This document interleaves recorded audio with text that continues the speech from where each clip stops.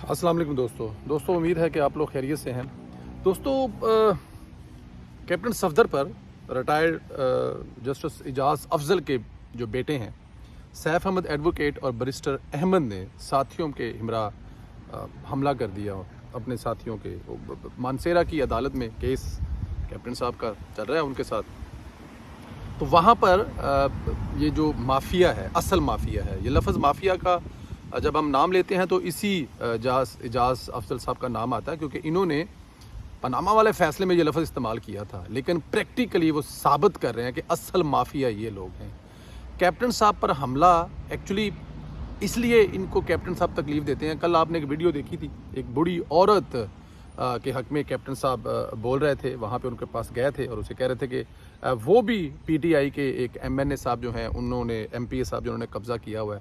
और यहाँ पर जो कैप्टन साहब की अपनी ज़ाती लड़ाई नहीं है जस्टिस रिटायर्ड इजाज़ अफजल साहब से, ज़ाती लड़ाई नहीं है, लेन देन की लड़ाई नहीं है। असल लड़ाई ये है कि ये कब्ज़ा ग्रुप है बहुत बड़ा। इन्होंने जिन जगहों पर कब्ज़ा किया हुआ है वो जगह बहुत कीमती जगह हैं। इससे पहले भी हम वीलॉग में बता चुके हैं कि मस्जिद की जगह पर दरियाए कुनहार के किनारे के ऊपर वो मस्जिद जो सैलाब आया था 1992 में, जो सैलाब शायद आया था, तो उस वक़्त वहाँ पर एक मस्जिद बनाई गई थी, बड़ी खूबसूरत मस्जिद। और वो जो मस्जिद है दरिया से लोग जो हैं वो असर और ज़ोहर की ज़्यादा मगरिब की नमाज़ पढ़ते थे, दरिया से वज़ू करते थे और मस्जिद में नमाज़ पढ़ते थे। अब वो मस्जिद जो है कहीं दूर दूर तक नज़र आएगी आपको, जहाँ पर जस्टिस साहब के प्लाज़ा है उसी के अंदर वो आई है। गैर कानूनी प्लाज़ा का जो है ना वो नक्शा वक्शा कोई नहीं है, बस ज़ाहिर है जज साहब हैं, उनको कौन रोकेगा। असल माफिया है, कौन रोकेगा। अब कैप्टन साहब यहाँ पर इनके रास्ते की दीवार बनते हैं हमेशा। इनको याद करवाते हैं, बताते हैं कि जनाब आप इस मुल्क के वाली वारिस नहीं हैं, आप ही नहीं हैं जो फ़ैसला करेंगे कि ये मुल्क कैसे चलना है। ये मुल्क इस गरीब अवाम का मुल्क है, इनकी ज़मीनों पर कब्ज़े करके आप नहीं चले थे। ये महकमा अनहार की जगह है।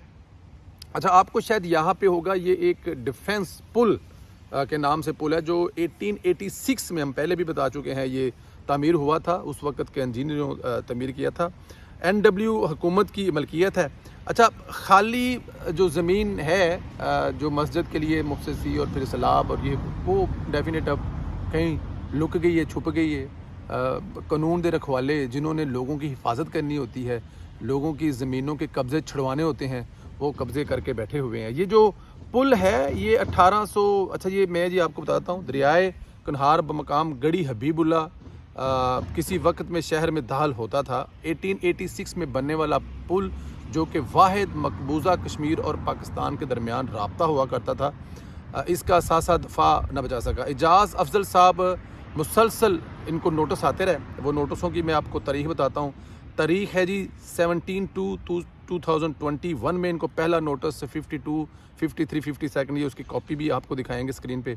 फिर अगला नोटिस उनको मिलता है जी 18/3/2021, दूसरा नोटिस 94, 99, तीसरा नोटिस उनको मिलता है 1/6/2021, तीसरा और आखिरी नोटिस नंबर भी इसके अंदर शामिल है कि उनको ये नोटिस जाते रहे कि जनाब ये जगह आपकी नहीं है, माफ़ी दें, इस जगह को छोड़ें जज साहब, कोई और जगह देख लें। लेकिन वो ना महकमा अनहार की सुन रहे हैं, ना वो हुकूमत की सुन रहे हैं, वो किसी की नहीं सुन रहे हैं, क्योंकि वो ज़ाहिर है उनको अपनी ताकत पर घुमंड इतना है, उनको इस बात का अंदाज़ा है कि वो कितने ताकतवर हैं।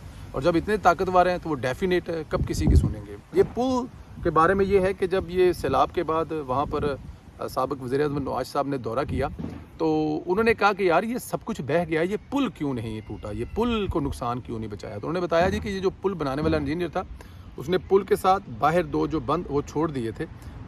जब पानी का प्रेशर आता है तो वो पुल जो होता है वो साइडों से पानी के जो है ना पुश होते हैं वो खुल जाते हैं और पानी उनसे भी निकल जाता है। तो पानी को मिलने का रास्ता काफ़ी ज़्यादा है। एक तो जो रेगुलर दरिया वहाँ से गुजर रहा है वो गुजर रहा है, लेकिन साइड पे जब पानी का ज़्यादा प्रेशर आता है तो पानी उधर से गुजरता है, इसलिए वो पुल। अब वो जो इस चीज़ के लिए बनाए गए थे कि वहाँ से पानी गुजर सके, ये जज साहब ने उसको भी अंदर से फिल कर दिया हुआ है, अपनी उसी हिस्से में डाली। अंदाज़ा करें जो डिफेंस पुल कश्मीर, मकबूजा कश्मीर और आज़ाद कश्मीर और ये कश्मीर के जो रास्ते हैं उनको मिलाने वाला पुल जो है उस पर भी जज साहब माफिया ग्रुप बैठ गए हैं। ये है लड़ाई का पस मंज़र जो कि कैप्टन सफदर साहब की लड़ाई है, रिटायर्ड ریٹائرڈ جو اعجاز افضل صاحب ہیں ان کے ساتھ جو لڑائی ہے. اب اس پہ ان کو بہت سارے نوٹس جو بھیجے گئے ہیں, نوٹسوں کی کاپیاں بھی آپ کو ساتھ ساتھ دکھاتے جائیں تھے کہ یہ کیا کیا نوٹس تھے اور کب کب ان کو ملے, لیکن کوئی فرق پڑا نہیں ان کو. تو اب کیونکہ قانونی طور پر, اور حالانکہ دیکھا جائے تو دونوں بیٹے جو ہیں وہ بریسٹر ہیں, وکیل ہے, ایڈوکیٹ ہیں, خود ریٹائرڈ جج ہیں, دیکھا جائے تو یہ ایک قانون کی پوری لائبریری اور قانون کا پورا سکول گھر میں بنا کے بیٹھے ہوئے ہیں, پورے کا پورا مافیا گروپ ہے. ظاہر ہے ان سے بڑا مافیا کون ہے, بڑا جج, پھر اگوں وکیل, پھر اگوں بریسٹر, لیکن قانونی طور پر یہ کیپٹن صاحب کا مقابلہ نہیں کر پا رہے. جب یہ عدالت میں جائیں گے یا عدالت میں جاتے ہیں تو وہاں پہ ان کو شکست صاف نظر آتی ہے, کیونکہ کیپٹن صاحب قانون کے پورے تقاضے کیے ہوئے ہیں. ان کے پاس ایک ایک بات کا ثبوت ہے, کب کہاں کتنا قبضہ کیا. عمران خان کی طرح بنی گالہ کا گھر بناتے وقت کون سا نقشہ پاس کروایا, کچھ بھی نہیں ہے ان کے پاس. صرف طاقت کے زور پر, لاٹھی کے زور پر انہوں نے وہ پلازا بنایا ہوا ہے, اور جتنی ساتھ میں جو اس کے اراؤنڈ زمینیں ہیں وہ اس پہ قبضہ کیا ہوا ہے. اور جب اس پہ قبضہ کیا ہوا ہے تو وہ ڈیفینیٹ پھر ان کے کام تو آئے گا, ظاہر ہے. لیکن کیپٹن صاحب نے ایک ایک چیز ان کو دکھا دی ہے کہ بھائی نہ کوئی نقشہ, نہ کوئی ملکیتی, نہ کوئی زمین کے حق, یہ ساری قبضے کی جگہ ہے. محکمہ انہار کی جگہ ہے, سرکاری جگہ ہے, پل کی جگہ ہے, مسجد کی جگہ ہے. مسجد کو بھولے ہوئے ہیں, اور اگلے لمحے وہ کسی قبرستان کی جگہ پہ بھی پلازا کھڑا کر دیں گے, کیونکہ ان کی تو بھوک مٹی نہیں ہے. تو یہ لڑائی ہے کہ عدالت میں یہ مقابلہ نہیں کر سکتے. کیپٹن صاحب پورے ثبوت لے کے ان کے خلاف عدالتوں میں کھڑے ہیں, اور یہ ثبوتوں کا جواب ثبوتوں سے تو دے نہیں سکتے. تو اس لیے ان کے پاس جو ایک ہتھیار ہے وہ ہے کہ باہر اپنے لوگوں کو لا کر حملہ کر دیں. اب یہ ان کو شاید یہ لگتا ہے کہ کیپٹن صاحب ان کے ان حملوں سے گھبرا جائیں گے, یا کیپٹن صاحب جو ہیں وہ ان کے حملوں سے ڈر جائیں گے. تو میرے خیال میں فوج سے ریٹائر بہادر بندہ جو ہے وہ ان سے ڈر جائے, یہ تو ہو نہیں سکتا. جیسا صاحب آپ کو کوئی غلط فہمی ہے کہ کیپٹن صاحب کو ڈرا لیں گے, کیپٹن صاحب حق اور سچ پر کھڑے ہیں. وہ حق جو ہے وہ لے کے دیں گے. یہ زمین سرکاری بھی ہے, اور جن کی زمین ہے, مسجد کی زمین ہے, واگزار کر کے چھوڑیں گے, اور ثبوتوں کے ساتھ عدالتوں سے کروائیں گے.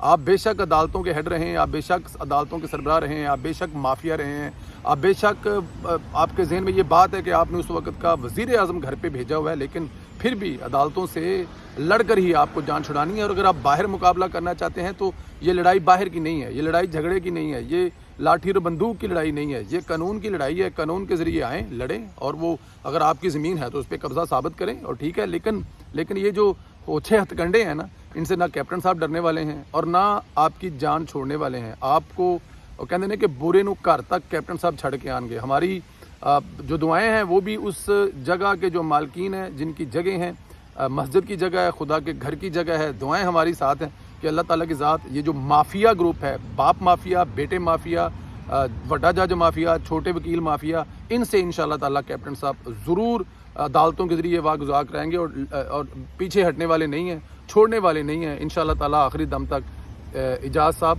آپ کی جان چھوڑنے والے نہیں ہیں. خدا حافظ, اپنا خیال رکھیں دوستو, اجازت دیں, اللہ حافظ.